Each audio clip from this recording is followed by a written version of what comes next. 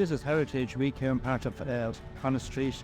The residents and traders come together to promote Connaught Street as one of the heart of Athlone for many, many years. So it's to revitalise the street and to bring attention to the street. You will also meet a number of other interesting characters, both well known and little known along the way. This is the start of it. I suggested that we'll do something for Heritage Week, and the group became fully behind it, and we decided to celebrate the history and the heritage, and out of that lots of the stories came together. Underneath these galleries, rows of seats were placed with narrow bone-breaking wooden kneelers. So I hope that this event helps galvanise the community here and focus on looking at ideas for possible future uses for the street. I know there's lots of ideas already, but it's about bringing the community together, talking through making sure all the submissions happen that go into the council for the local development plan, and also that they continue the kind of advocacy for the street and the activism around campaigning to end the dereliction along O'Connell Street and Connaught Street. We played outside together on the street all summer long, and the sun was always shining because we were young. Well, what's on today, we were celebrating our history, the great history of Connaught Street, and today we're going back in memory of some of the great authors and literature from Connaught Street and the surrounding areas. And now, hopefully, we're going to go forward, but it's great to celebrate the past. Connaught Street has a fantastic history, and today showed us what we have. But we're looking forward now to the future and a regeneration plan that makes this side of town alive again, and it deserves it.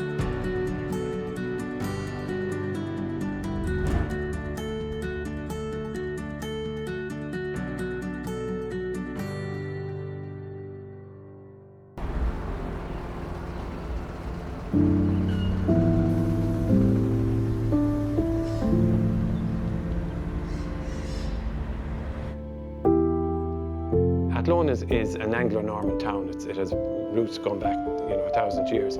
But Connaught Street wouldn't have been built at that stage. So Connaught Street was outside the town walls, and this would have been called at one stage Irish Town. These were where the Irish people congregated, and where the administration was inside the town wall. The Irish people were generally outside the town wall. Connaught Street then seems to have developed a bit later, and mainly from farming families in the main, people who moved in from town, people who had become successful in their own businesses, and then they came in and started a shop.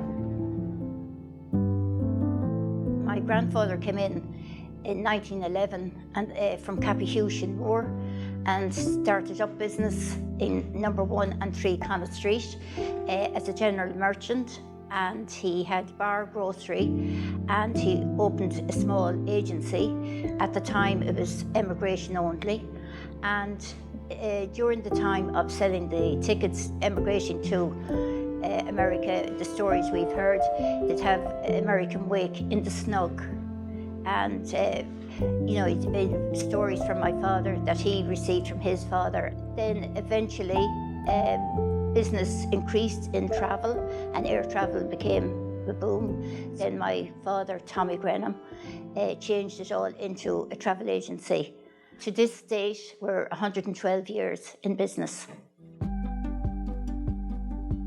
People on this side of the town didn't really have a need to cross the town a lot of the time, because you had doctors, solicitors, dentists, so a lot of people did not need to go across the town, There was no cars there. It was always horses and asses. They tied them to the pole, they'll be vacant, and next thing the next horse or car that'll come in would tie theirs to the tail end of their car, and that's the way. No cars. There's a huge history to the street, you have John Broderick. I remember meeting John Broderick. I used to be friendly with Billy Galvin, who lived down near Grenham's. I often met John Broderick. Little memory of John as a child, when he was in the office and the travel office, and a funeral was passing by.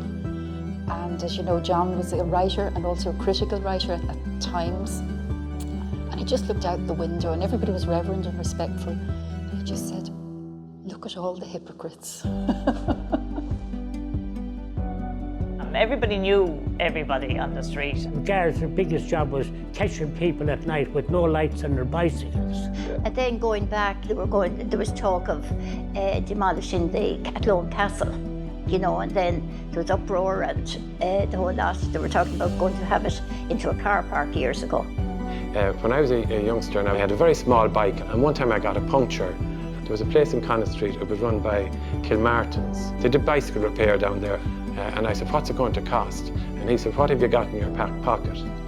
And I said, I have a halfpenny, which was a half an old penny, a very tiny amount of money. And he said, that'll do you, Gosson. He mended my bike for a halfpenny. He mended a puncture, so I mean, you can't do much better than that. My memories of Connaught Street while growing up, it was a fantastic place to live. It was a more family-orientated street than Church Street or anything. We always lived over the premises. In all the houses, there was somebody upstairs. The families were upstairs. Well, and you could leave a key in the door, and our doors were open. And the camaraderie, the friendliness, each house was a playground as well. But the other thing is that we haven't mentioned is the strong women in Connaught Street as well over the years. Don't forget that. And Don't forget that. That is true. You know, we had Mary Julie and Marie Grenham. To call yourself a true Athlonian, you would have to have had some interaction with Connaught Street over the years. You know, it's in everybody's memory. That I think for sure there is a spirit there, and so there's a great sense of history when you're walking down the street.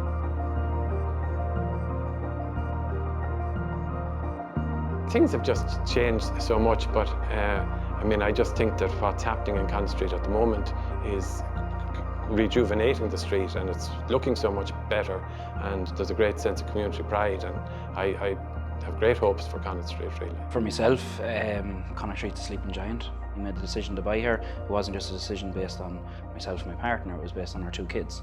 So bring life back into it, and I guess for our generation, you know, now is that time. I think there's endless possibilities. I grew up on the street, and my father grew up around the street as well, and my children grew up here, and they love it. They love the street and they love Athlone. Round and round the garden, round and round, we'll go planting our seeds, tumble in the grass and digging up soil there, make it a home, make it a home. I ask you, darling, tell me your story, tell me all about it, tell me your truth. I ask you, darling, tell me your story, nothing to say.